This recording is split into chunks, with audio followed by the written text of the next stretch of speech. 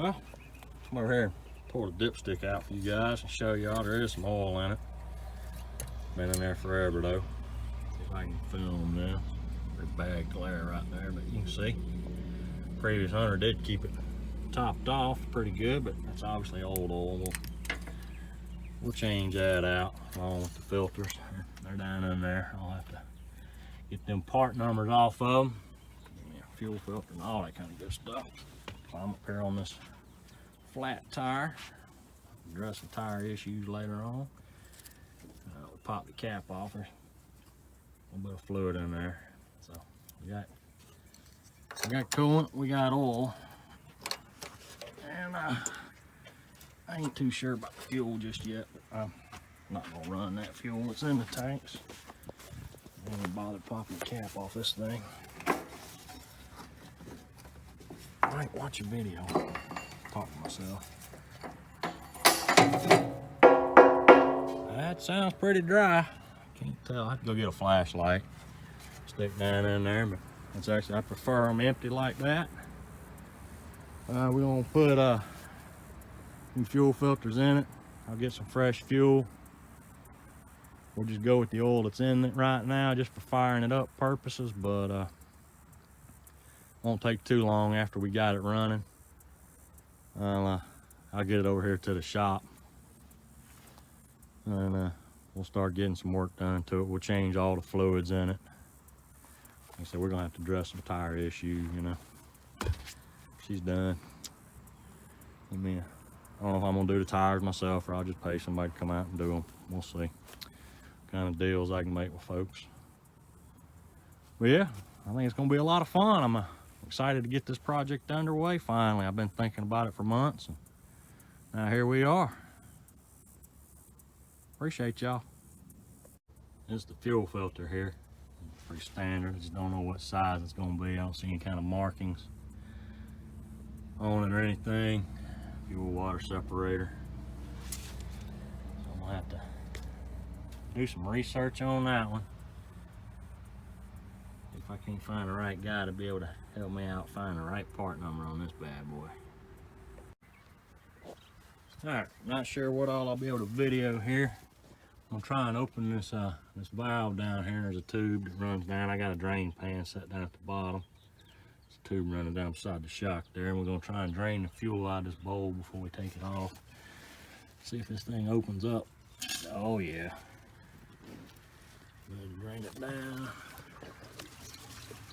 You know what? I was thinking about leaving a little bit in there. My videoing sucks. I'm sorry, y'all. Of course, there was already a little bit of oil and stuff in that pan. You know what? I'm gonna go ahead and drain it all the way out. I thought about leaving a little bit in there to start with, but this stuff is so old. And I see it bubbling. I could probably stand to take this thing off up here. And of course, everything's in the way. Alright, whoo, mosquitoes are bad. Eating me alive. Come on, get this thing off. Probably. Come on. Come on, it's tight. There we go. And this I'll give it some air. Quick gurgling. Drain on out there a whole lot better. Just screw this cap off the top. Give it some air. Oh yeah, now it's dumping down in there, just gushing in that pan. Sitting around the bushes and there we go. Normally you wouldn't want to drain all the fuel all the way out of this thing, but like I said, I figured that fuel is so old, it'll do it good, get it out. We'll try and just prime it all up for fresh fuel. Let's see here if I can video taking this whole thing off. Flip this over, get a little better angle.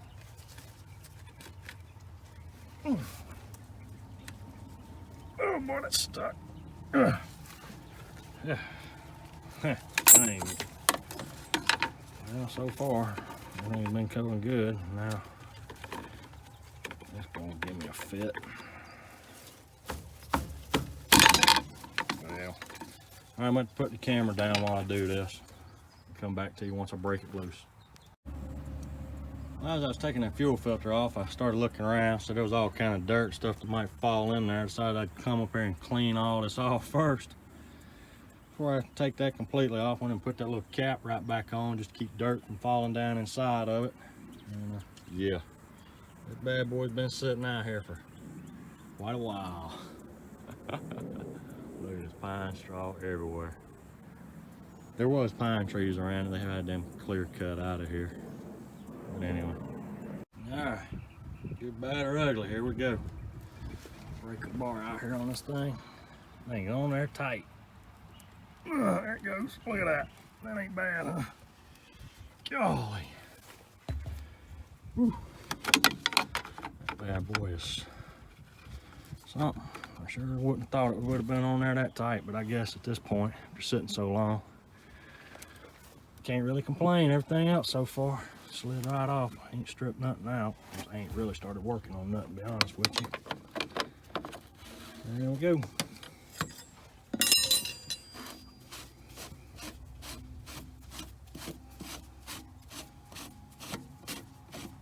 Spin this bad boy off of here. What a howdy. Awkward position. Ain't that awkward. Not the best place for that, but it is what it is. Alright. I still don't see no kind of part numbers on it. I know. Alright. Look at that. That is just nasty, nasty, nasty. Oh, look at that. There's a part number. Look at that. Bingo. I'm just gonna put that right back there. Let it drain on out. All right, we're gonna go to the store and get us a new one.